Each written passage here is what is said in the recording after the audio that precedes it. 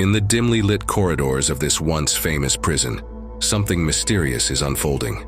Today, we delve into the chilling history of Eastern State Penitentiary, exploring its dark past of solitary confinement, barbaric punishments, and the notorious inmates who left an indelible mark. Stick around till the end to witness a paranormal investigation gone awry, unveiling a mystery that will raise the hair on your skin and send shivers down your spine. On October 25, 1829, Eastern State Penitentiary opened its doors as part of Pennsylvania's reformation system. The prison aimed to create a humane environment through solitary confinement, labor, and discipline, but the extreme measures taken to enforce absolute solitude led to unimaginable horrors. Al Capone was one of the prisoners at the penitentiary. Capone's time at Eastern State Penitentiary starkly contrasted his life of luxury and power. The isolation and confinement took its toll on him, and the guilt of his crimes weighed heavily on his conscience. Despite his attempts to maintain a facade of strength, the spirits of his victims haunted him day and night. Other notable inmates included Charles Prettyboy Floyd, a notorious bank robber, and William Francis Sutton Jr., known as Slick Willie, a prolific bank robber and prison escape artist. These criminals left their mark on the prison, their presence forever intertwined with the dark history of Eastern State Penitentiary. This prison was designed to hold 250 prisoners, each confined to their own cell. The Gothic architecture and high-vaulted ceilings were meant to invoke a sense of penance. The cells, with their cold stone walls and small windows, became the prisoners' entire world. Days turned into weeks, weeks into months, and months into years. The silence enveloped them, leaving them alone with their thoughts and the haunting echoes of their footsteps.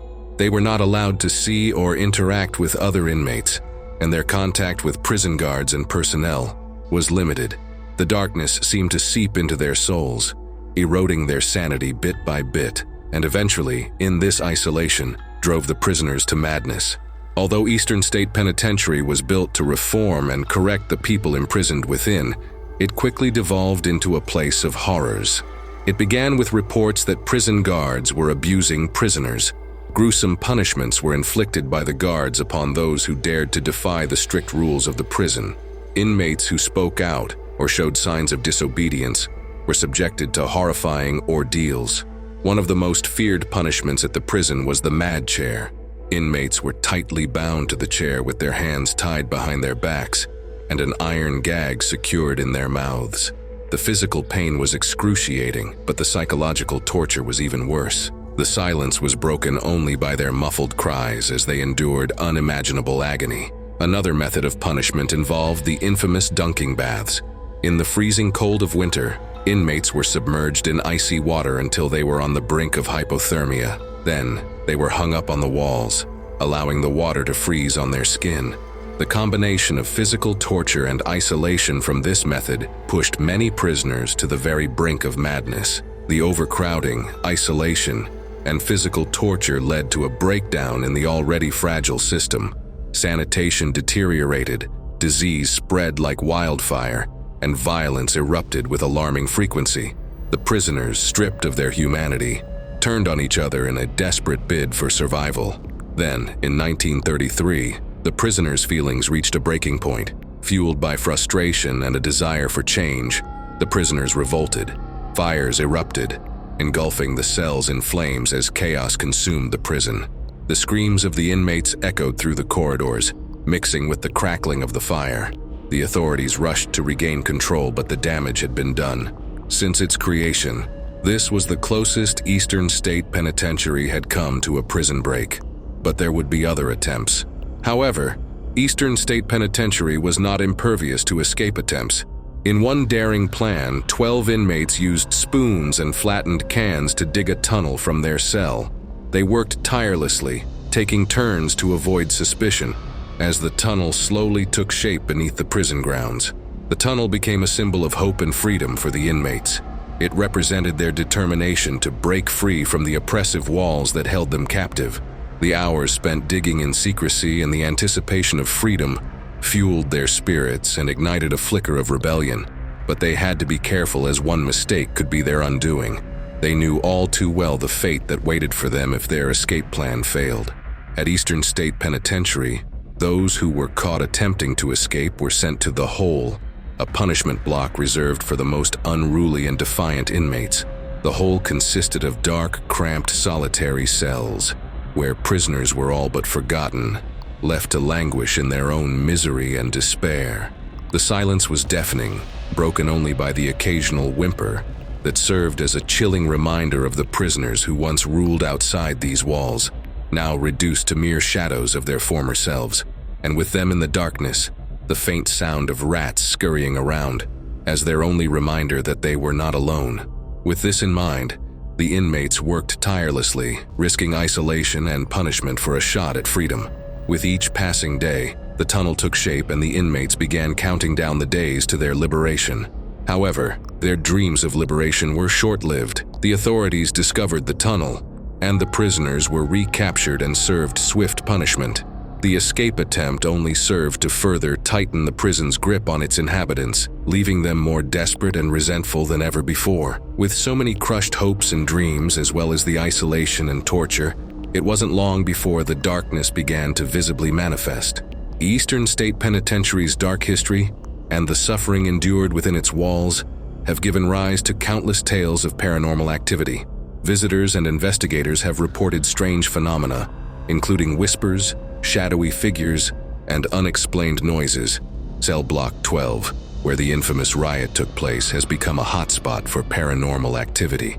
This prison wing is fraught with strange occurrences, whispers, shadowy figures, and disembodied footsteps that have transformed it into an enigma within an enigma. The air thickens with anticipation as explorers, armed with only their courage, venture into this haunted realm where the line between the living and the spectral blurs. Cold spots materialize, and unexplained whispers permeate the air, as remnants of the prison's dark past send shivers down the spines of those who dared to explore Cell Block 12. Tour guides and paranormal investigators have witnessed doors opening and closing on their own, as if unseen hands were at work. Eerie laughter and disembodied voices echo through the empty corridors, sending chills down the spines of those who dare to enter. As the exploration of Cell Block 12 reached its climax, a sudden drop in temperature signaled the arrival of an otherworldly presence. The investigators, equipped with their tools of the trade, felt the weight of unseen eyes upon them. Shadows danced along the walls and an unnatural hush descended upon the group. As they tried to adjust to the sudden eerie silence, a blood-curdling scream echoed through the corridor. The investigators turned towards the sound, only to find a void where one of their own had stood just moments ago before vanishing, without a trace. The remaining team members frantically searched for their missing companion, their flashlights cutting through the thick darkness in a desperate attempt to find answers. Yet, all that remained was an unsettling silence, broken only by the distant echoes of footsteps that seemed to beckon them further into the unknown bowels of the unforgiving penitentiary. The sudden disappearance left the investigators stunned, their minds racing with questions.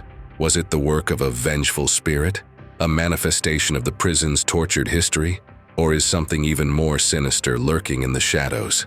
Eastern State Penitentiary stands as a chilling testament to the depths of human suffering and the enduring spirits that linger in its haunted halls. It was a place designed for solitude, but became a crucible of madness. Beyond the paranormal encounters and the tales of inmates, the very architecture of Eastern State Penitentiary tells a story of desolation. The decaying walls, once witnesses to untold suffering, now stand as silent sentinels of the prison's grim past. The remnants of a bygone era, the crumbling corridors and weathered cell blocks, echo with the ghosts of an oppressive system. Those once consigned to the Hole, a realm of solitary darkness, share their silent grievances with the rats scurrying in the shadows. The untold tales of escapees, whether successful or not, linger within the prison's confines, whispering of resilience and unfulfilled dreams. Whether you believe in the supernatural or not, the legends and paranormal experiences surrounding Eastern State Penitentiary continue to captivate and intrigue.